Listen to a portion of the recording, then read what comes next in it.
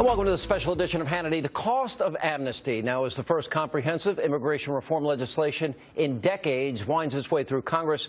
Are you really getting the full picture? For the next hour, we're going to be taking a look at a documentary film called They Come to America 2, The Cost of Amnesty. And I'm joined by the filmmaker, Dennis Michael Lynch. But before we get into the details, let's take a look at one clip. Americans feel as if we're taking care of non-U.S. citizens before we're taking care of our own. Why is that?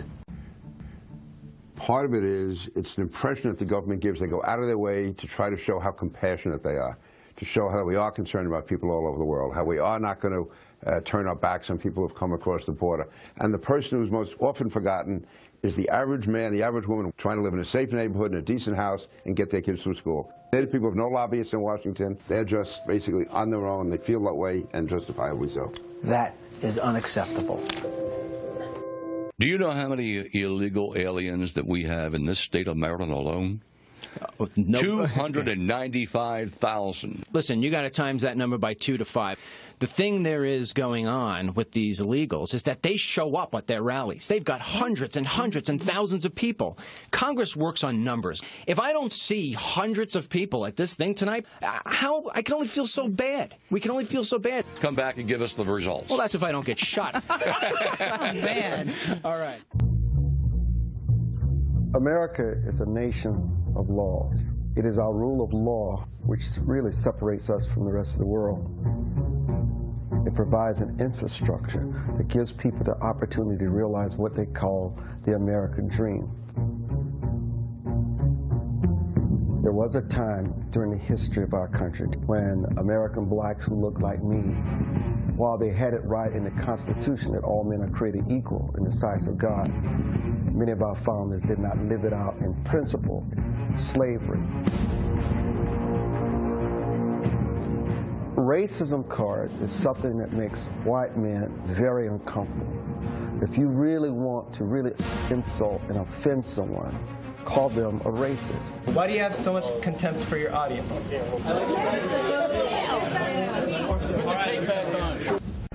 They cannot use the card of racism because they're not being discriminated. They're being criticized because what they do is obfuscate the law. If you don't want to be called racist, you need to stop denying that you're racist. Not that you are. Okay. Now wait, whoa. These illegals have no idea what racism is. Racism is being told, I can rape your mother and your daughter, and there's nothing you can say about it. And I was born in Guatemala. Yes. Your statement offend me because I am not. Racism is being told to give up your seat, and the only seat that you could possibly have is on the back seat of the bus. They are coming to take away the things that belong to the people in this country. To even try to put their cause at the same level, that kind of ugly racism where people lost their life, lost their livelihoods, were killed generations deep, is laughter. It's laughter. And joining us now, filmmaker Dennis Michael Lynch. How are you? Pretty powerful stuff. Thank you for having me here. Well, especially in light of what just went on, this isn't a surprise. Well, let's start at the beginning. How did you get involved in this? Oh, man, it's such a long story. I mean, I've never been a political guy. I'm an independent, you know, and I was aiming towards a Hollywood career, doing things with Christy Brinkley and Alec Baldwin. You have any sympathy on that one? Listen, we feel the same way. Yeah. And long story short, I saw a guy protesting on the side of a 7-Eleven against illegal workers, pulled over, he said a couple of things to me, and before you know it, I'm a hungry filmmaker going to make an illegal immigration movie, but I'm sitting here today as a concerned citizen, because what I found out isn't what you're seeing on television. What did you find? Oh, well, depends on what you want to talk about. You want to talk about people who are unemployed and can't get jobs because they're being taken by illegals? Or do you want to talk about the passports and the Chinese signs that I'm seeing down in the desert that Congressman Peter King was surprised when I showed it to him? You know, Sean, let me say this. I find us as a country in a place of time when the President of the United States and members of Congress care more about the well-being of illegal aliens than they do the American citizens. It's interesting because the recent Senate bill, CBO said wages will go down, unemployment will go up. Does that not confirm what you just said? Oh, goodness. I don't think anybody understands what the unemployment lines are going to be like in this country. I have been an entrepreneur my entire life. And about a month ago, Marco Rubio's on television cheering for his bill, and he says, you know, they're not going to get entitlements and they're not going to get Obamacare. I'm sitting back watching this, immediately realizing that that's the silver bullet to the worker's head. Now, you've seen Ted Cruz now is talking about how it is cheaper to hire an illegal than it is to hire an American citizen. That is going to go across every industry up and down. If you're at home right now and you're a UPS driver and you think you're okay, let me tell you something. You're not. What about the weapon that Armstrong was talking about and you were discussing, and that is that if you are against a path to citizenship or legalization of those that didn't respect our laws and sovereignty, you are a racist? You know, let's it's effective. No, it's effective, but you know, one thing my film does, it diffuses that entire argument. I walk into these cities and show my film, and I have protesters standing outside, calling me a racist, throwing things at me, you name it. I say to them, come inside, watch the film, talk to the people that are inside. By the end of those sessions, they're just going to take pictures with me. Okay? It's a baloney argument. And when you get somebody like Schumer, right? Schumer's now saying, oh, if you don't give them the pathway, they're going to be marching in the streets. That's divisive behavior. America doesn't need that. America needs a leader and leadership that brings people together, not separates them. The president, though, lives off this. Republicans want dirty air and water, so this is a common tactic. But you don't think it has any impact? No, you know what? I really don't, because I've traveled this country by car, okay, 4 times making these films. I have seen every school that's closed. I've seen every person on an unemployment line, and I've talked to countless Americans. Not one person has ever said to me, I can't stand those Latinos. What they say is, I don't like the special treatment that illegals are getting. All right, what about me? I'm the American citizen. What about me being first? What is the biggest cost? We know the impact on the educational system, criminal justice system, healthcare system. What do you think is the biggest cost? I know what the biggest cost is. What? The American spirit is broken. It's broken. And I can tell you, when that Senate bill passed, more viewers than you realize felt defeated. They see America falling off the cliff. And if this bill, as it's written, passes the House, forget it. You're going to see this country go into a place that you and I cannot even begin to fathom. First of all, we're going to only have a one-party system. Second of all, as we already talked about, the unemployment lines. But third of all, from what I see going on in that border, and my film catches it like no other film, we will have September 11s, like you just saw in Boston. Let me tell you something. They just shut down that whole city. Every terrorist in this country and waiting to get into this country saw how effective that 2 pressure cookers can shut down an entire city. There's no more need for airplanes. We'll pick it up right there when we come back up next. It's what makes border security important to you, and I'm not talking about immigration or jobs or drug smuggling or the economy. It is that threat we were just discussing of terrorism and what could happen if a terrorist was able to sneak across the Mexican border. We'll have that and more as this special edition of Hannity continues. We're taking a look at filmmaker Dennis Michael Lynch's documentary called They Come to America Too, The Cost of Amnesty. Of course, one major theme in the film is the threat that keeps every law enforcement officer involved with our policing of our border awake at night. It's called terrorism. Let's take a look. It took 19 people to execute 9/11. Right. Nowadays, don't you think it could just maybe take 1 or 2 to create terror across a country in one day? Sure. Here's what hasn't happened. There's something about September 11th that helped us in terms of it's not being repeated. And that is, I believe that they want to do an incident that is as big or bigger than that. They want to go one step further. That's hard. I'll push back on you for the second time. I don't think. I think those people are the sickest bastards in the world that are willing to wait and wait and wait and wait. I think it's either going to be on the trains because they're wide open, or it's going to be a series of these people who are all across the country right now, and they're going to pull out little tiny attacks that get us in the heart. 4 أرطال من الأنثراكس 4 أرطال، جنطة هالكبرة، يشيلها واحد فدائي ويدخلها من أنفاق مكسيكو إلى الولايات المتحدة، كفيلة بقتل 330 ألف أمريكي في ساعة واحدة. يعني 11 سبتمبر تطلع زلاطة عند الموضوع هذا. ما في داعي طيارات وشكبانات ومواعيد وقصة من المؤامرات والتوقيتات. واحد عنده من البسالة اللي يدخل مع 4 أرطال من الأنثراكس ويكت عليهم النون هذا، صح ولا لا؟ تصير المسألة طماشة هناك. We continue with filmmaker Dennis Michael Lynch. So let me see if I have this straight. So our government is going to get all of our phone records. They're going to have data mining of Google, Yahoo, Microsoft, Facebook, but they're not going to secure the border, and you have a guy like that making a threat like that? You see in the film, Sean, how I demonstrate that you can pull anthrax into the state of Arizona like that. You saw how it is that you could bomb a Amtrak train in my film. I worked alongside the Border Patrol agents. They are so frustrated. You've got the busiest sector in Arizona, as I show you in the film, with one guy standing alone in the dark. Meanwhile, drug lords and all their packages of marijuana are coming over with machine guns. What are we doing here? It makes absolutely no sense.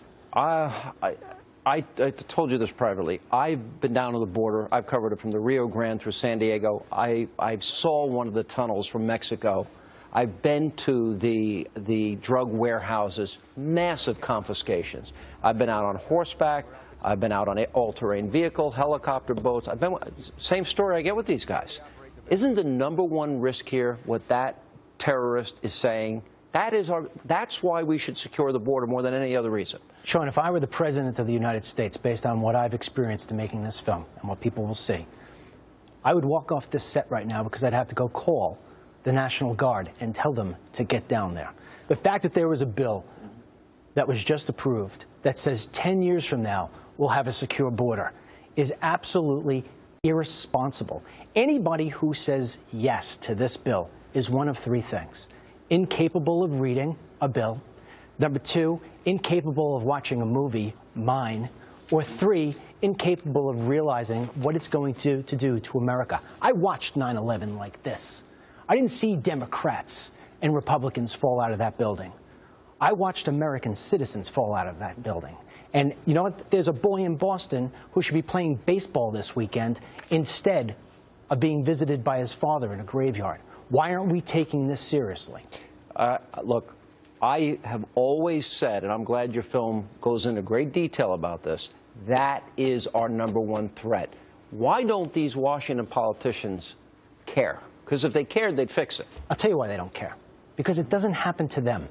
It hasn't happened to them. They think they're, impervious to everything. The Pentagon's not close enough to them? Yeah, Sean, look, in 2012, there was a congressional report that said Hezbollah is working with the drug cartels. You see it in my film. I'm catching militia hats with Arabic tags. I'm catching Arabic people mixed in with the Mexican people coming over. The other than Mexicans that are coming over the border, the numbers are crazy. And yet Obama and the Gang of 8 and everybody is just going to sit there and pretend like it's not happening. Yeah. And by the way, we're a country that send men to the moon and back. We couldn't build a fence, secure it completely in 12 months? Sean, I believe we could. Securing the border takes one thing: will. Mm-hmm. There's no will to do it. And when people watch this film, they're going to sit there, and I hate to send panic to people, but you know what? Maybe that's what it takes. Maybe it takes a little bit of panic. I think you're telling the truth. I think this is not a matter of if it's going to happen. It's a matter of when. It is a matter of when. And you know what? There are a lot of people today who are depressed about what happened yesterday with that bill. And let me tell you something. This is halftime. This is halftime. We got another half. And I can tell you personally, I'm going to work harder tomorrow than I did yesterday. All right, we're going to come back. We'll take a break. And coming up next, a first-hand look at the Rio Grande and just how secure the border really is, if at all.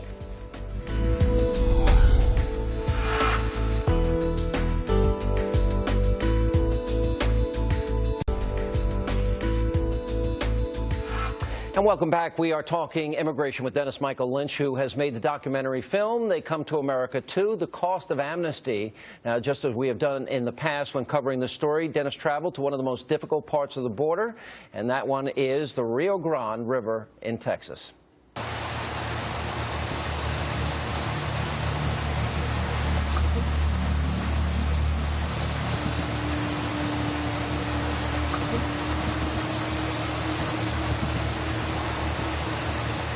So, Johnny, guys just wait in these empty spaces here and then they cross over?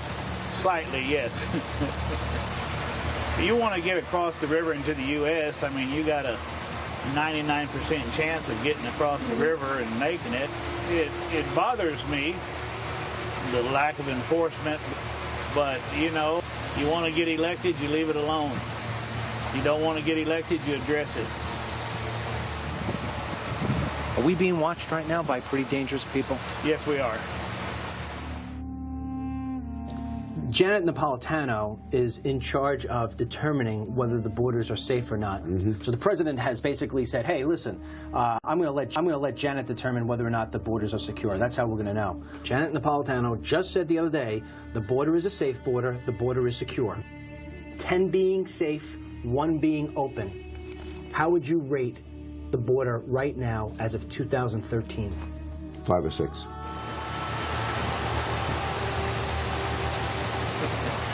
Do you think pretty bad people are crossing over the Rio into the U.S.? Oh, absolutely. How often? Every day.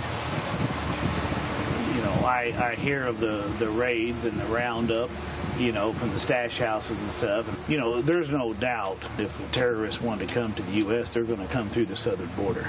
Because that's the very easiest place to get in and cross. There's, you know, they've caught some. Right. They got like 6 or 8 Chinese right on my dock. Okay. You know, yeah. Johnny, these guys in the cars, are they scouts for the cartels? Yes, they're scouts. There's one after the next. It doesn't stop. Well, they're out here almost 24/7. This section right here is probably about a 40-mile stretch of river.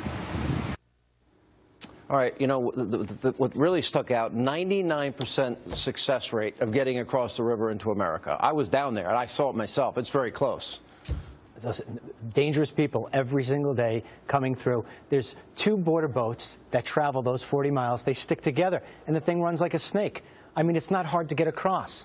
But we're catching 100 miles into Texas, 60 people at a clip. You'll see it in the film, in the dark of night.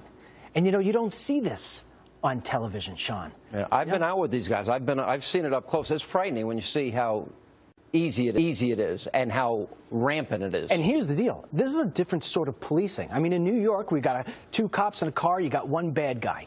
Down there, you got 1 guy in a car and 30, 40 bad guys. Even if he could get half of them, the other half are going in. But an interesting point there. You don't want to get elected? Address it. So basically, ignore it, you get elected. Let me say this about this topic. When I made this film, you asked me before how I got into it.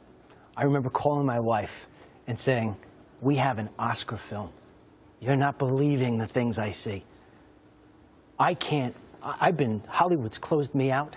Every film festival in the country denies me access.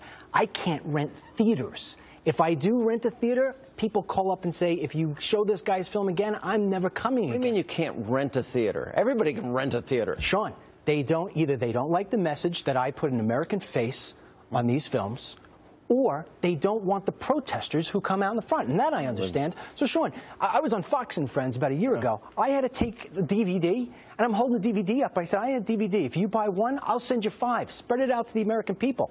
I'm here 1 year later because of them. They want this out. They want this film and the one before it out because it tells the truth about what's going on. I think every member of Congress, now the House of Representatives, because the Senate's over, Congress needs to see this. When congressmen, I'm not kidding, when American people take that DVD and they go and give it to their congressmen, the ones that they've given it to, Stephen King, called me up. I need you to testify before Congress, which I'm going to be doing soon. Another guy from a representative from Ohio has me go and testify on why it's bad to give illegal immigrants licenses. When they see this, remember, the congressmen don't get to go down to the border. You know what I mean? So they see this. They're seeing the real thing. Everything that I see in this movie, I saw up close myself, having been down there 6-8 times. I've seen it all, and you put it all together. You did a great job. All right, we have interesting stuff. When we come back, how does the media factor into the immigration debate? And are you being told the truth? Are you being told the full story? And welcome back to the cost of amnesty. Now, no matter how you feel about the illegal immigration debate, one thing is clear. The narrative being written by the media is that it's always us versus them, and that people who oppose illegal immigration, they must somehow be racist. Now, this film attempts to break through that stereotype. Let's take a look. This is not a racial, it is a cultural issue. First of all, I'd like to say that, the same way that you guys said you don't hate us, we don't hate you. And we'd just like to say that this is such a great moment for us to be here, to dialogue, because this is what the community needs, We need to open our thoughts. Even us, ourselves, sometimes we say, and we have, even I admit to it, sometimes there's prejudice. We say they might hate us, they might look down upon us because of walking into yesterday's movie theater and being called out. So when the movie ends, everybody leaves, and standing behind my car are 10 of the protesters. And they said, Mr. Lynch, we forgot to ask you if we could take a picture with you. I would call that an amazing turnaround. Where do they get this polling information from? Because I don't believe any of it. Who are they asking? Only Fox News will cover the truth about this topic. The journalists today have become very mainstream media has become very liberal. Folks, not one elected official was here tonight. Not one. Next time you see them, ask them where they were, because we've been promoting this for 6 weeks. 6 weeks. Not one reporter. Next time you see them, ask them where they were. John, I called a buddy of mine at a magazine and said, why is it that Time magazine will put illegals on the cover, and yet I'm packing out theaters on Tuesday nights, and I can't get even an article? You know what he told me? Dennis, the rule of law doesn't sell magazines. What does? What do I got to do? Do I need a new trailer? What do I need? You know what he tells me? You got to spice it up. It's got to be more interesting. What's more interesting than Americans are out of work, country is dangling off a cliff? I think the problem is we have politicians and media who will not do the job he's doing. And I want to know why there are more people like Dennis who will tell it like it is, with sympathy for the immigrant, and yet a cold, hard look at the facts. Yeah, I'll tell you what they want. You know what they want, John? They want Hollywood. They want James Bond. And those of you from the New York region may have recognized the men that you saw in that clip. Legendary New York broadcaster John Rowland, and he appears throughout the film, and he joins us now with Dennis. It's an honor to meet you. It really is. Thank you, John. You've been an institution in New York, for 35 years. I've been in the news business for 40 years, and I'm going to tell you something. I've seen a lot of documentaries. I've made a lot of documentaries. This documentary, if the senators who passed that bill today had watched Dennis's film, they would have voted against that bill. They have a chance, though, when it comes out of conference. If they watch that, if the American people watch this movie, they will tell their congressman, go back to the drawing board. You said in that clip we showed, the journalism today has become very mainstream, media has become very liberal. Very liberal. And you said only Fox News would even cover the story. This is a great documentary. This is a shocking film. Else to talk about it. When I got into the business, I was given my press pass and a big bright light. And we were told to shine that light and look for the truth. Those lights are being dimmed. People aren't shining the light anymore. There's one guy out of the desert saying, wait a second, this fence isn't keeping people out. There are terrorists coming across. There are drug dealers coming across. It's over here. Look over here. It's this guy, Dennis Lynch, telling the American people, and thank God for the American people, because they're keeping this film alive. We can't get it shown. When they said to you, you just need to spice it up, does that mean Honey Boo Boo, the Kardashians, maybe you need swimsuit models? What does that mean? Well, as you see in the film, what it meant was putting my life at risk. You know, jumping into Mexico right outside the drug cartel, so this way I could show you how porous the border really is. Working along at nighttime with these border agents who are, by the way, the most bravest people I've ever met. And, you know, that's what they want. They want to see that. They need that. And then what happens? You know, you look at the cover of that DVD, you would think it's a vanity play. It's not. That was the only way I can get myself an article written, was by throwing myself in the ocean. And, you know, also, Sean, the politicians say, this is what the American people want. They're not talking to the American people. They're not talking to them. They're not listening to them. This documentary listens to the American people. Everything that you show in this film, and this is something we've spent a lot of time investigating on this program. I've been down there, I think, about 7 times. I've been all the way from San Diego, all the way to the Rio Grande, everywhere in between. I've been there when gang members are arrested, when drugs are being brought across. I've seen the risks that these agents take. I don't know. If it's not in your backyard, what, people don't care? But you left one thing out. Yeah. The terrorists, the Chinese that are coming over, the things I found in the desert, the Chinese signs. Yeah. You know, with that say, you know, press the button here, Border Patrol will come get you. I mean, Obama's saying that the biggest problem we have facing us is a cyber 9/11. You even walk across the border. I did the same thing, and there was a local Arizona politician that wanted to say I was entering the country illegally. That's how political it's become. Yeah. You know, crazy. How many of our senators do you think have been down at the border? How many of them know what the hell's going on down there? None of them. None of them. No. Hey, listen, Charles Schumer has been around for a while. Has he ever been there? He just went for the first time. Yeah. And he does, you know, the whole little pony show with a photo op. Go down, you see it in the film. You go down 1 mile, it's a completely different border, but you don't see that on TV. Listen, one thing, and I know John has to run here, but one thing it was San Diego, and here's nothing but what we would describe as a dump, poverty. Kids playing in that dump. On the other side, $500,000 houses and a beautiful community. I don't blame people living in poverty for wanting to be here. That's not the biggest risk. Your film points that out. The biggest risk is terrorism. Absolutely. And the drug cartels. And they own the border, the drug cartels. All your years when you've been reporting in the news in New York, do you ever think you'd have to report 9/11 and that we would still be this vulnerable after? I'm telling my old friends, Mike Wallace, Walter Cronkite, they're spinning in their grave.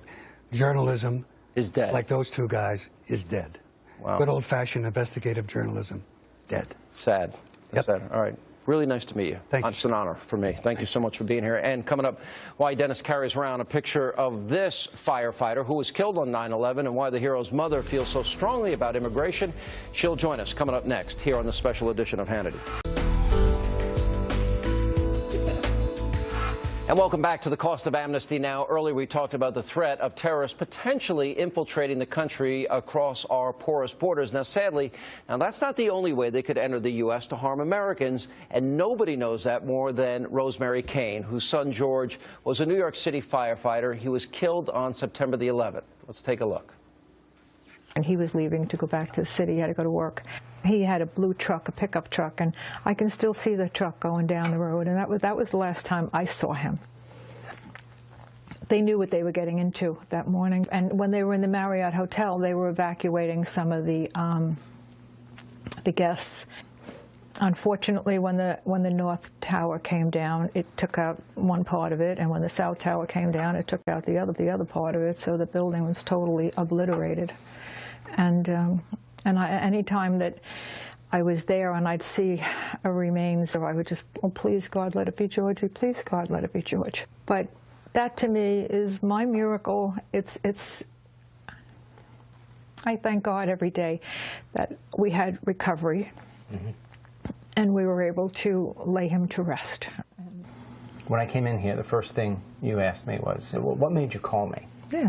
I often speak about how I feel that members of the military, people like your son, police officers, Border Patrol agents, those people who are sacrificing their lives in one way or another, through death or not, my father being one of them, you know, he's a Marine, that every time that we let another person just skate on through the border and God knows where they're going, that we're disrespecting those people in a way that people don't really comprehend. If you go past it, any national cemetery, but you just see the rows and the rows and the rows, and the price that has been paid, the sacrifices and the blood that has been spilled to make this country great, and now it's being chipped away. Our economy is being chipped away, our safety, our security. Kids can't even go out and play in the streets anymore. And I see on the television, and they're taking videos of all these people sneaking across the borders. And I say to myself, why? What's wrong with us? Did they all die in vain? Oh, I'm his mother. I don't want him to be forgotten. This memorial forces us to remember, but we don't need any more memorials. This is enough. We owe it to them. People can't forget September 11th. That's the whole thing. You become complacent, and it's going to happen again. Do you want to be walking in my shoes in 2 years or in 5 years? We have people that hate us, and they want to murder Americans. And to see people becoming indifferent to prosecuting or to national security, because it didn't happen to them, they don't understand it, and they just don't get it. And they want to forget about it because it's unpleasant. Of course it's unpleasant. And Rosemary Kane joins us along with Dennis Michael Lynch. First of all, I'm very sorry. You said there it's going to happen again. You want to walk in my shoes? Right. No. And you see this vulnerability we have. How do you respond to somebody who's been through what you've been through? I am so disappointed. I'm furious. I hold accountable the people that are passing this bill, because they are going to be responsible for the lives of people that are going to be lost the next time it happens. If they don't secure our borders, we're all a bunch of sitting ducks. And for them to sit there, and their position in Washington is to do the will of the people. I don't see anybody in Washington doing the will of the people anymore.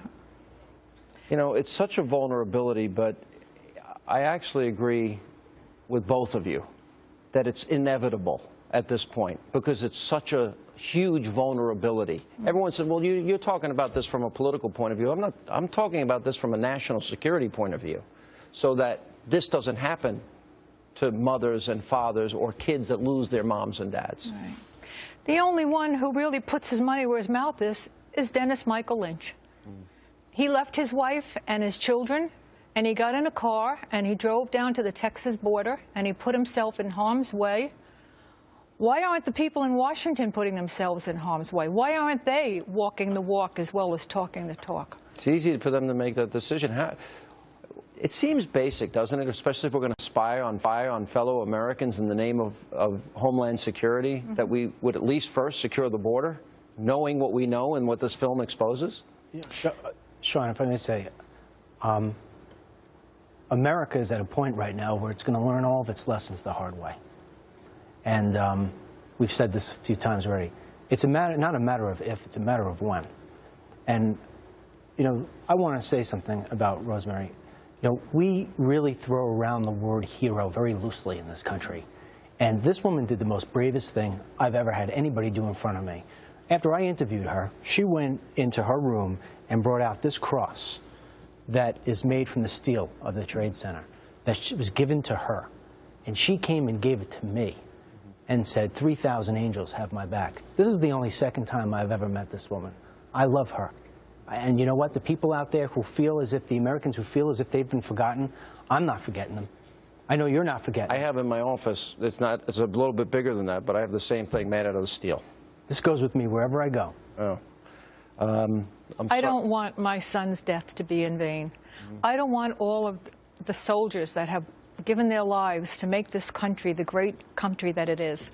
I live on Long Island, and it's not too far from Pine Lawn National Cemetery. And when I drive by there and I look at those lines of, as I said in the clip, that breaks my heart because I feel an obligation, and I feel an obligation to the 3,000 people that were murdered on September 11th. I want Mr. Obama to feel the same obligation. Okay. powerful message. Thank you so much for being with us. Thank you. Appreciate it. All right, still to come, find out why this man takes illegal immigration very seriously and what has made him stand on a street corner protesting for 8 years. That as this special edition of Hannity continues.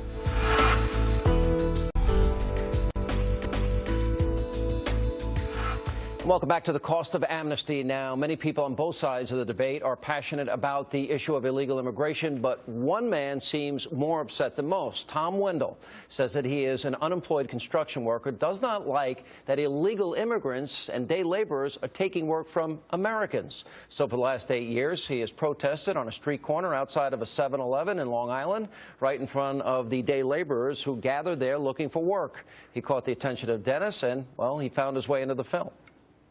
Earlier in the day, instead of driving past that guy like I had a million times before, I decided to stop. Because it is just a bunch of greedy son of a guns trying to make out for themselves, try to do better for themselves. They're not looking out for this country, and that's wrong. It's country first, and everybody else's wallet second, you know? We got guys dying for us right now in Iraq and Afghanistan. How dare we just let these guys take our citizenship as if they got it out of a Cracker Jacks box. And joining me once again, Dennis Michael Lynch, along with Jessica Vaughn, Director of Policy Studies for the Center for Immigration Studies. Politicians tell us the truth about immigration? No, I don't think all of them know the truth. They are not interested in finding out what the truth is. That's why Dennis's film is so important. All right, what's that? That's whatever. This is the Gang of 8 bill. Oh, okay. How many pounds? How many? 1,200 pages? Give him a contradicting paragraph so the American people know what's in here.